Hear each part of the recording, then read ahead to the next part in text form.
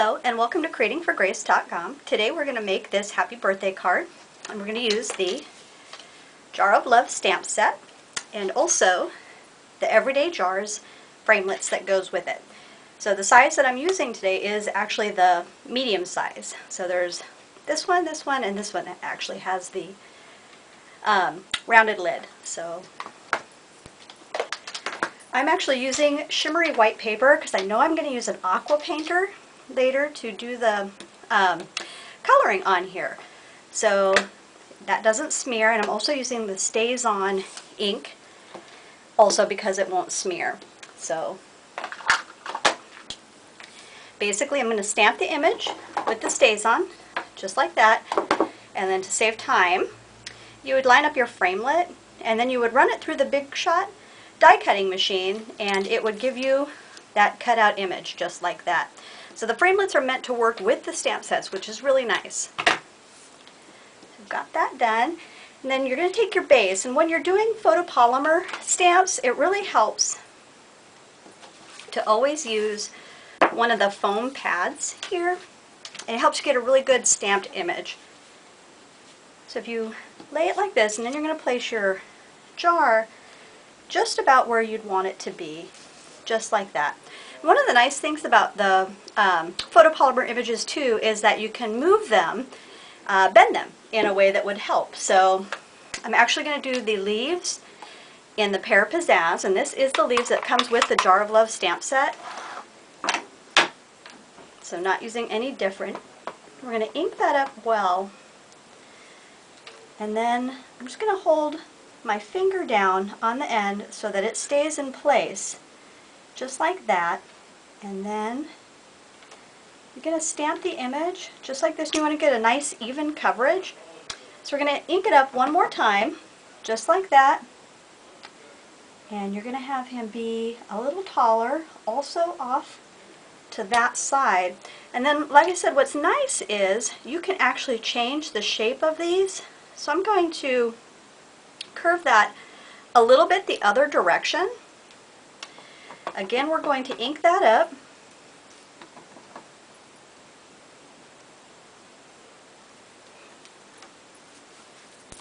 And then again, holding down just the edge right here, I am going to have one very low in the jar, just like that.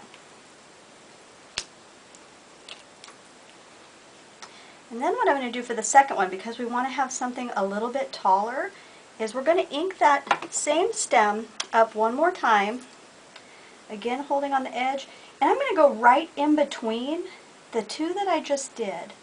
And we're going to bring that up higher, just like that.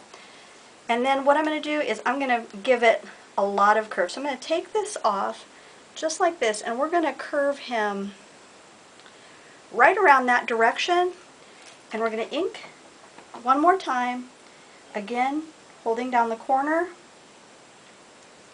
and we're going to have it stick right out on the end of the jar here, just like that. So that'll give you a nice spray of your flowers, and then the stems can still be visible inside the jar. So for the actual flowers, I also used the flowers from the Jar of Love, and I'm going to open this up and I'm going to show you what I did. They came with this piece and this piece. They were actually attached, and I cut them because they're meant to be placed two on a flower and two on a flower overlapping, but I only wanted to use the smaller image, so I actually did cut mine in half for the two images. So one of the things that makes it easy for this double stamping is I'm going to take some Pool Party, and I'm going to take the bigger image, just like this, and I am going to do one just about there, and there, and there. I'm just going to scatter these around just like that, and then again what I did is I did use the Pool Party, and then the darker ink that I'm going to use is the Bermuda Bay. Again, still using the foam pad. And the Bermuda Bay gives that darker inner part of the flower, so just like that. And it adds some dimension,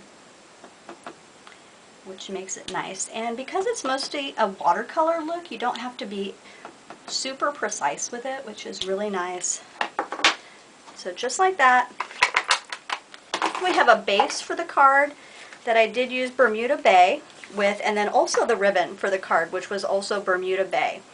And then one of the things that I did is I cut each little piece in a 2.5-inch strip, and then I did a bow just like this, which made it really easy to attach.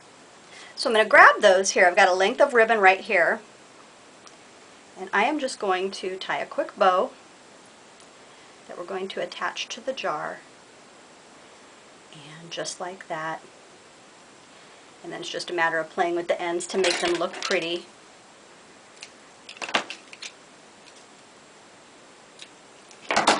So we have that, and then the two pieces that are going to wrap around the mouth of the jar, like I said, I did them in a 2.5-inch piece, which makes it very easy. And so I'm just going to add a little bit of adhesive right on the back here, and that's just going to be basically placeholders for these, and I'm just going to make them cross a little bit. Oopsie, too far. So again, just doing placeholders, just like that. I'm going to take the other 2.5-inch piece and again wrap it around, just like that. And then I have some of the Stampin' Dimensionals here, and that's going to help to hold this down. So I'm going to put one right on top of each side of those ribbons, which will really hold that in place.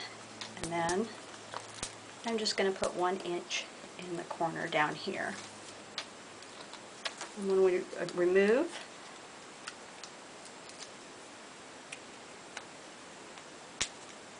these just like that. And then this is going to be a popped up image, so it also does not have to be exactly precise because it's such a dimensional look. So just like that, I have some of the Stampin' Up! Glue dots here. So I'm going to attach a glue dot and to the jar just like that. The sentiment that I chose to use is actually the Happy Birthday sentiment from the Best Birds. This does come with a die cut set as well for the birds and the branch and the flowers and things. Makes it easy, but it happened to fit on the card just right. And since I wasn't going to be coloring that image, I chose to use the Memento. It dries very quickly. Again, it is using a photopolymer stamp, so I'm going to grab my pad again, the paper, and I'm just basically centering it just about so. One of the things that's important is you want to have even pressure when you're inking. You want to go straight down, get an even coverage, and then when you drop a stamped image, you want to drop it straight down with even pressure. You don't want to rock your stamp, or you don't want to like put all of your weight on it. You end up with little ridges around your stamped image, and it could ruin it, especially when you're stamping right to the part that's going to go on your card. It's not a popped up element that can easily be replaced. So that's it for that part. I'm going to take the base of the card, and I know I always say this, Stampin' Up!